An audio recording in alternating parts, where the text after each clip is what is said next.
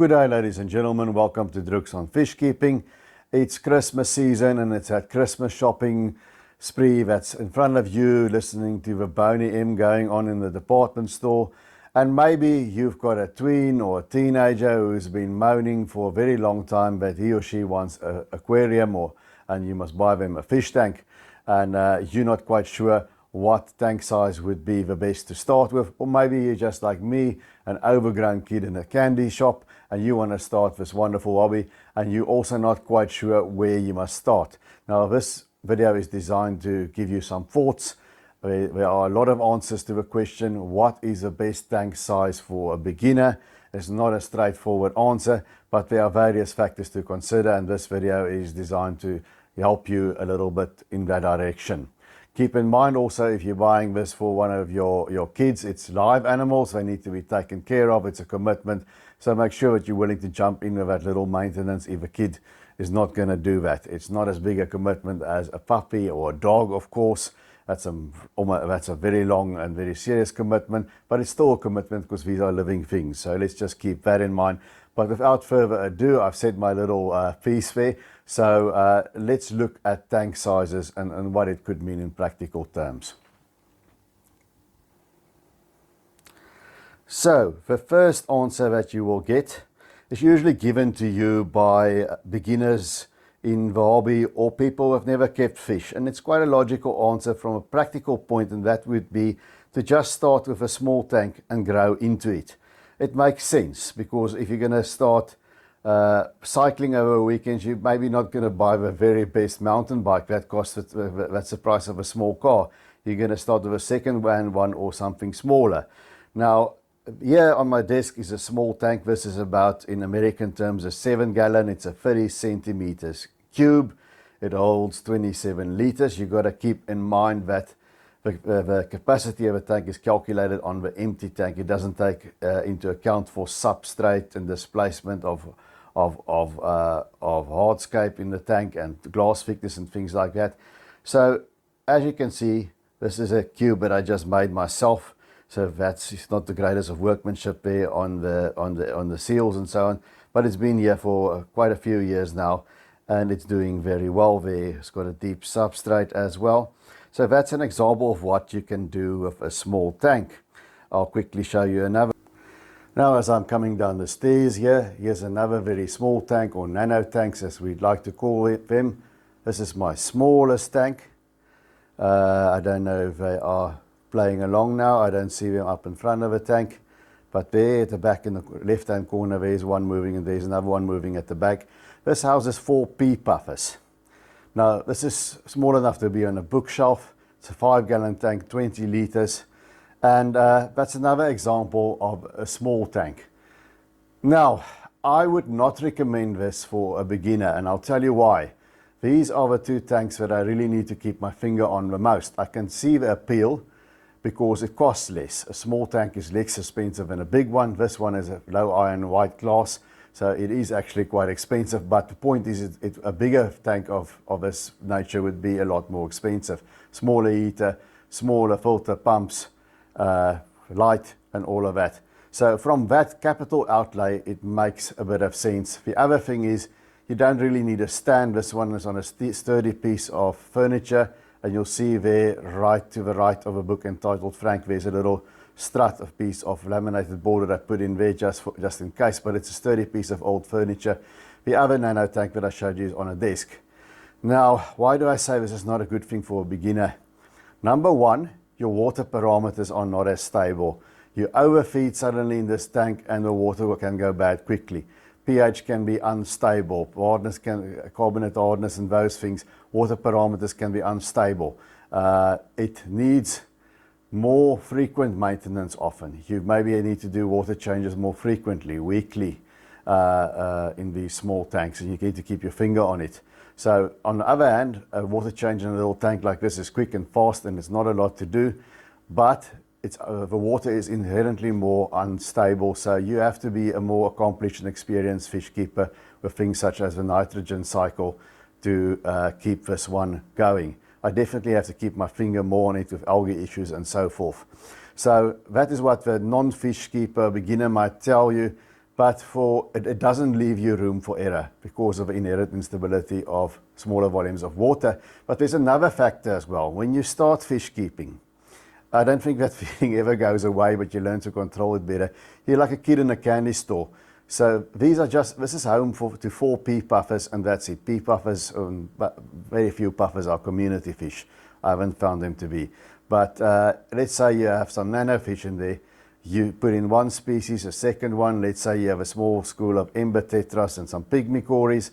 Now you want something for the top. You maybe have a clownkeely, and then you think, oh yeah, I want this one also and that one also.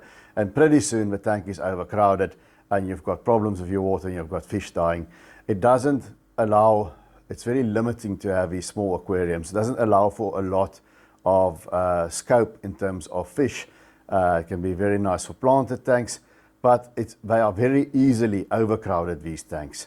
So yes, lesser initial capital outlay, but your chances of success are less in these tanks, if you're only starting out. And your chances of overcrowding them are way, way more. Often see people on the Facebook groups with problems with small tanks, and it's way overcrowded because most people in the beginning of a hobby especially, they're not satisfied to just have a tank for 4 pea puffers or maybe a betta and a couple of, let's say, ottos or pygmy cories. They get tired and they want more than that, and the tank ends up overcrowded. So that's one argument, which is get a small tank. I do not agree with that for a beginner. Now here we are with your other option. Now this is the answer that the more experienced fish keepers will give you. Buy a tank that is as big as the space in your house or flat and budget will allow. I've seen John and KG Tropical say a 55-gallon tank is a great size for a beginner. That's a tank like the one you're viewing now. This is a bit bigger than 55 gallons. It's 60-something gallon. I've got it listed there on my YouTube videos as the 75-gallon tank. It's not 75 gallons, but it's bigger than 55. It's a very tall 55-gallon tank, 4-foot tank, and it's quite tall. Now, there's definitely a point to that. I'll agree with it more than I would agree with just get a small tank. And here's why. Number one, the opposite of a small tank, your water parameters are very, very stable. And another thing for me, who like these deep substrates, you'll see that's what I've got in this big tank. The substrate is deeper than it looks because it's hidden by the bottom rim of the tank as well. And that I found keeps the water and the parameters, helps keep it very stable. You have a bit of anaerobic bacteria at the bottom of the substrate, and your nitrates are much better under control as well of all the plants. So your water is a lot more stable. If you look at the nano tanks like the one I just showed you with pea puffer, that's just root tabs and blasting sand. You can't really have a deep substrate in a tank that's got a height from the bottom to the top of less than a foot, let's say 30 centimeters, preferably you want more than that. The other nano tank on my desk does have a deep substrate, but you can see it takes up a substantial amount of space. That one is 30 centimeters, 1 foot bottom to top. So in these bigger tanks, you haven't got that problem. Your water parameters are a lot more stable, and you can keep a much bigger variety of fish. In a tank this size, you can keep most, not all, most of the fish available in the fish trade. So you can have a planted community like this one with some bigger fish, like you see is a big angel. There are some clown loaches that it will take years for them to grow to that size. Eventually they'll go to a bigger tank than this. And there's a lot of tetras there, as you can see. There's cardinals, there's a black widow or black skirt tetra swimming there. There's some very old Colombian redfin tetras. There's some Siamese algae eaters. There's white cloud mountain minnows, rummy noses, you name it. There's ottos, there's a bristlenose cat. There's a lot of variety of fish in a tank like this. So you're not as likely to overcrowd it.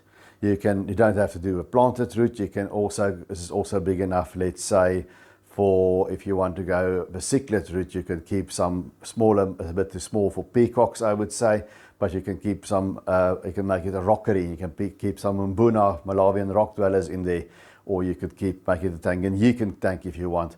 You could even do discus, just 6 discus or so.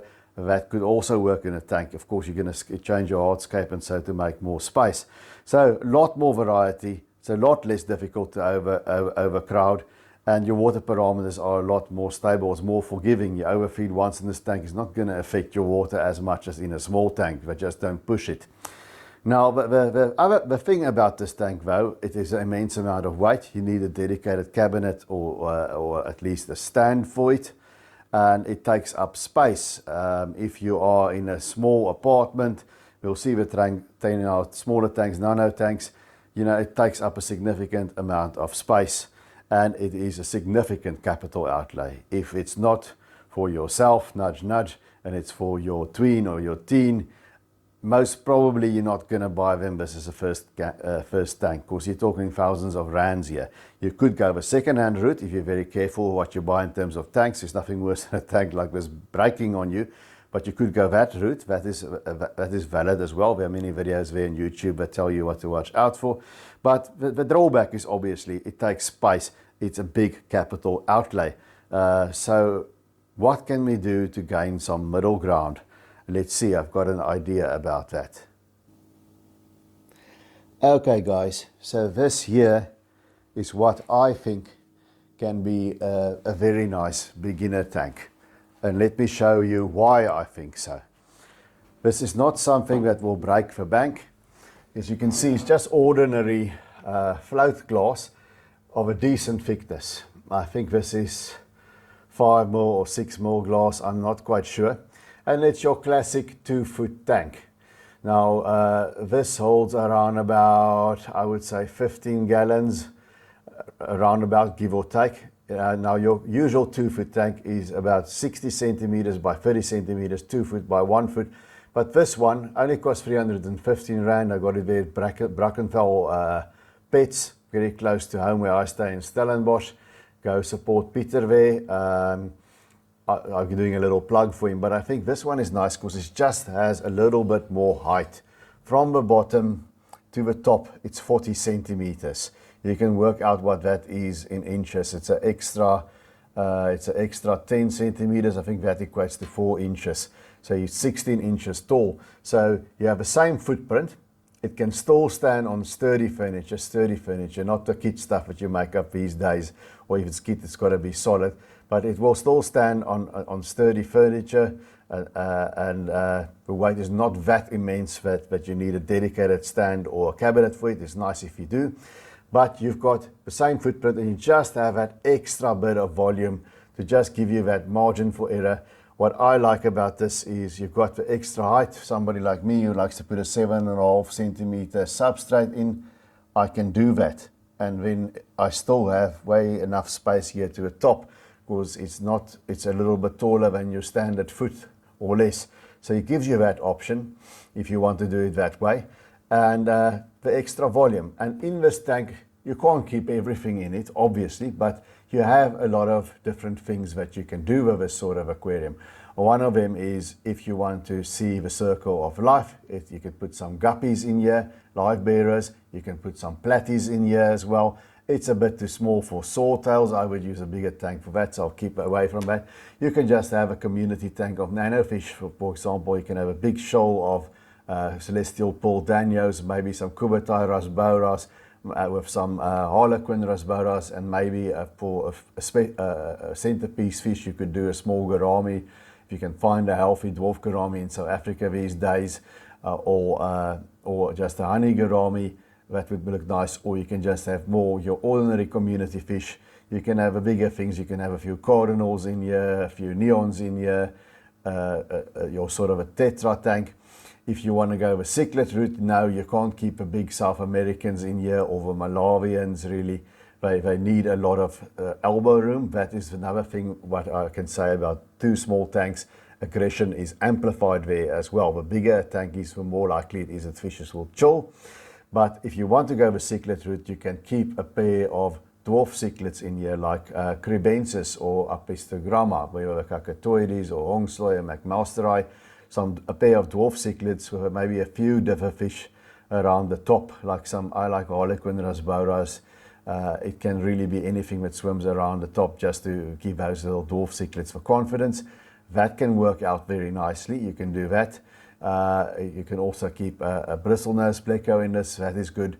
And if you do want African cichlids, you can maybe make it a shell dweller aquarium. It's just big enough for a couple of shell dwellers as well. You know, not big enough for Mbuna, they fight too much, not big, definitely not big enough for all the other South American and African cichlids, but you can go with shell dweller or dwarf cichlid way with a tank this size. So that's what I would think. I think if it's your first aquarium, if it's for your teenager or tween, I would recommend go and get a 2-foot tank. But if you're going to get that, why not a bit of extra value that you get from a tank that's just that bit higher? It's just a bit more water volume. It's just a bit more what you can do of it aquascaping wise. That's what I would say.